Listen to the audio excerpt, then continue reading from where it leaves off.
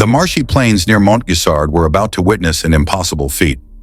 Saladin, the Ayyubid Sultan, confident in his overwhelming force of 26,000, had dispersed his army, believing Jerusalem lay ripe for the taking.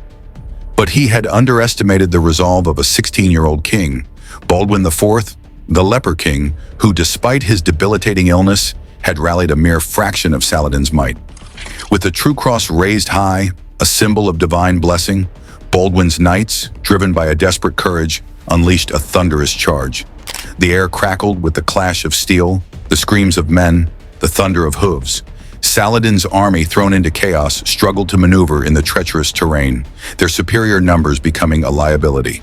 The Templars, a wall of disciplined fury, carved a path through the Saracen ranks, their blades flashing in the afternoon sun. And in the midst of this maelstrom, Baldwin, a king fighting for his kingdom, for his very survival, led from the front, his one good hand guiding his horse, his spirit inspiring his men. The Saracens, routed and panicked, broke and fled, their retreat turning into a desperate scramble for survival. Saladin himself, witnessing the decimation of his army, barely escaped capture, fleeing on the back of a pack camel, leaving behind a battlefield strewn with the dead and dying. This was not just a victory, it was a miracle forged in the crucible of battle, a testament to the indomitable spirit of a king and his loyal warriors. It would become known as Saladin's biggest defeat. To truly understand the magnitude of the Battle of Montgisard, we need to rewind to see the chessboard before the pivotal move. A year before the battle, the Holy Land was a powder keg. On one side, the Crusader kingdoms, fractured, often squabbling, but clinging to their hard-won territories. And on the other, Saladin, a rising power, unifying the Muslim world, his eyes fixed on Jerusalem. The year began with a grand, but ultimately doomed, Crusader ambition. Count Philip of Flanders, fresh from the west, arrived in Acre with a formidable force. Baldwin IV, the young leper king, offered him regency, a chance to lead a joint Crusader-Byzantine invasion of Egypt. But Philip, driven by ambition, demanded nothing less than the crown of any conquered lands. This arrogance shattered the alliance. The Byzantines, wary of Philip's demands, pulled their fleet, and the grand Egyptian campaign evaporated. Instead, Philip, taking half of Jerusalem's barons and their forces, turned north, seeking glory in attacks on strongholds in Syria, like Hama and Harim. This strategic blunder left the kingdom of Jerusalem dangerously exposed. Saladin, who had massed his forces in Egypt, anticipating a Crusader invasion, was quick to seize the opportunity. Intelligence reached him. The main Crusader army was gone, the kingdom was weakened. It was a perfect chance for a decisive strike. Saladin, with an army estimated at a staggering 26,000, mostly light cavalry and his elite Mamluks, surged into the kingdom. The news spread like wildfire through Jerusalem, plunging the city into despair. The young king, Baldwin, just 16 and battling advanced leprosy, seemed an unlikely defender. His most experienced commanders were far to the north. Compounding the crisis, the constable of the kingdom, Humphrey de Toron II, was gravely ill. But Baldwin, despite his ravaged body, possessed an iron will. He wouldn't yield. With a mere 376 knights, he made a desperate dash for Ascalon, the kingdom's southernmost fortress. Forget the romanticized images of a frail king carried in a litter. Baldwin rode, and he rode hard. His leprosy had robbed him of the use of his right arm, but expert training as a youth meant he could control his mount with his knees, a crucial skill for a warrior king. Reaching Ascalon just before Saladin, Baldwin managed to secure the city. But the situation was dire. He was trapped, vastly outnumbered, with Saladin's army poised to sweep north toward Jerusalem. Rather than a direct siege, Saladin, confident of his superiority, left a portion of his army to hold Ascalon and marched on, his forces spreading out to plunder the rich coastal region. But Saladin had made a critical miscalculation. He had underestimated the resolve of Baldwin IV. While Saladin's forces rampaged across the coastal plains, Baldwin IV was far from idle. He knew he couldn't face Saladin's massive army alone. The situation demanded desperate measures. With the siege of Ascalon weakened, Baldwin seized the opportunity. He led a daring sortie, breaking out of the city and sending urgent messages to the Templar fortress of Gaza. The Templars, ever ready, answered the call, riding out to join the king. Now Baldwin had a corps of seasoned warriors, but he needed more.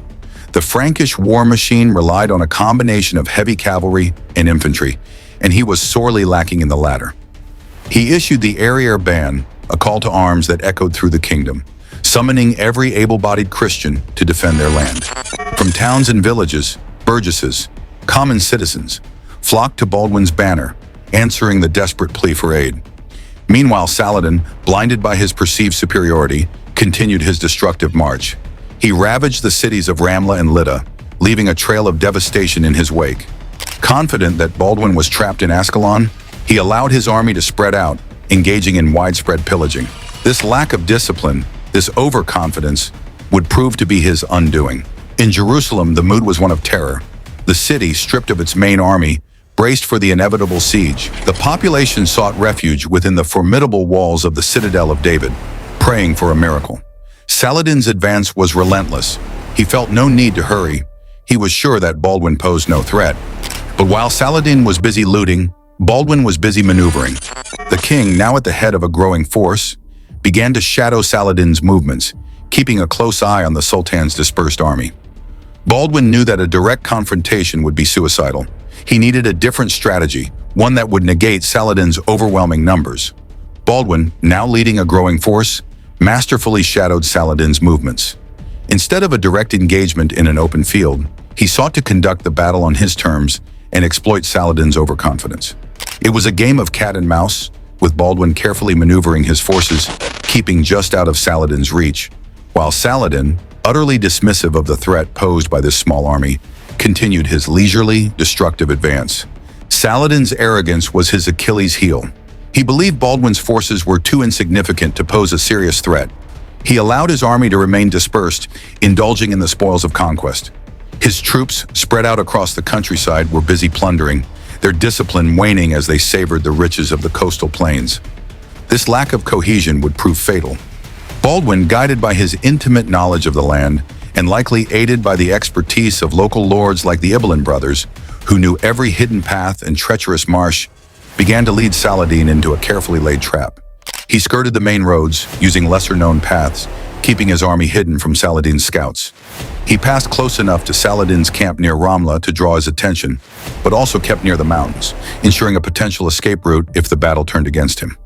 The Franks, knowing the terrain intimately, understood the strategic advantage of the marshy to the southeast of the castle of Montgazar.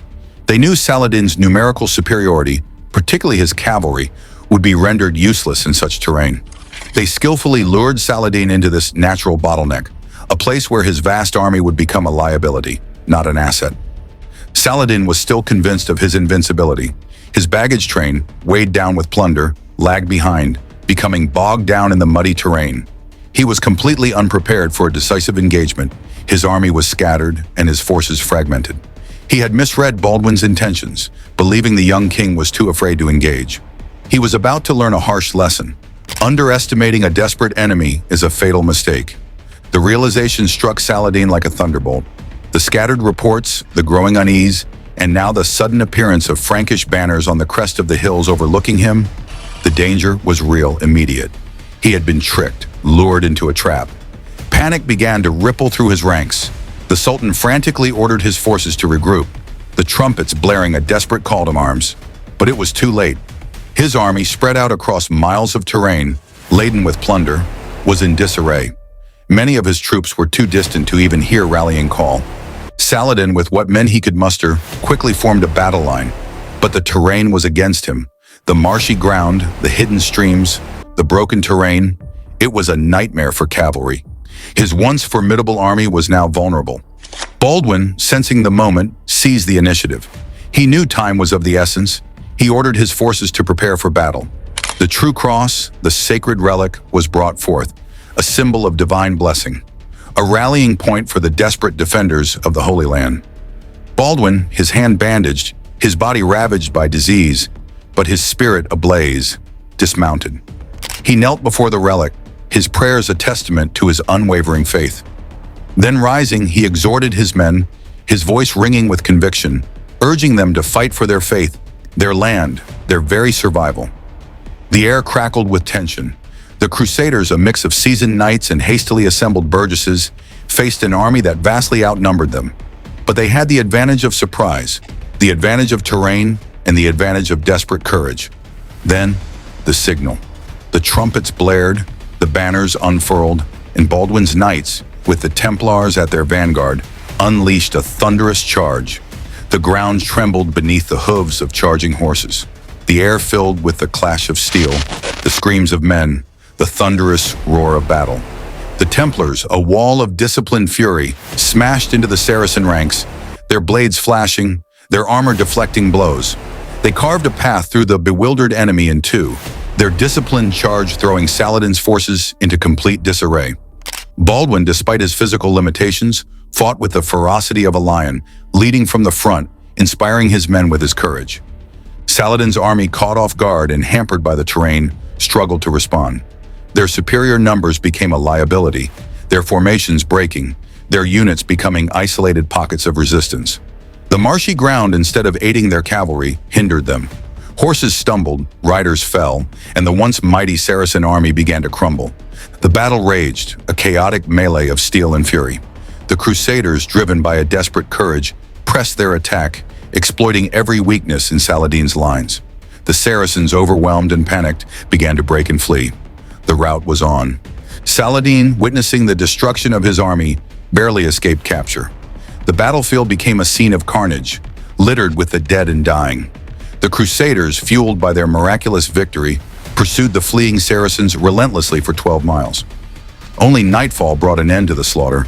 The aftermath of Moncassar was a scene of stark contrast. For the Crusaders, it was a moment of triumphant jubilation. Baldwin IV, the young king afflicted with leprosy, was hailed as a hero, his courage and leadership celebrated throughout the kingdom and beyond. The impossible had been achieved. A vastly outnumbered Christian army had routed the mighty Saladin, a victory that resonated as a testament to faith, valor, and strategic brilliance. Saladin, however, was left reeling. His once proud army was shattered, his reputation tarnished. He retreated in disarray, the remnants of his forces limping back to Egypt, reaching Cairo on December 8th, with only a tiny 10% of his original army intact. The Sultan, who had envisioned a swift and decisive conquest, returned in utter defeat, the sting of humiliation a bitter reminder of his miscalculation. The Christian chroniclers rejoiced, painting Moncassar as a divine miracle, a testament to God's favor. Baldwin, recognizing the hand of providence in his victory, ordered the construction of a Benedictine monastery on the battlefield, dedicated to Saint Catherine of Alexandria, whose feast day coincided with the battle. Yet amidst the celebrations, a shadow of unease lingered.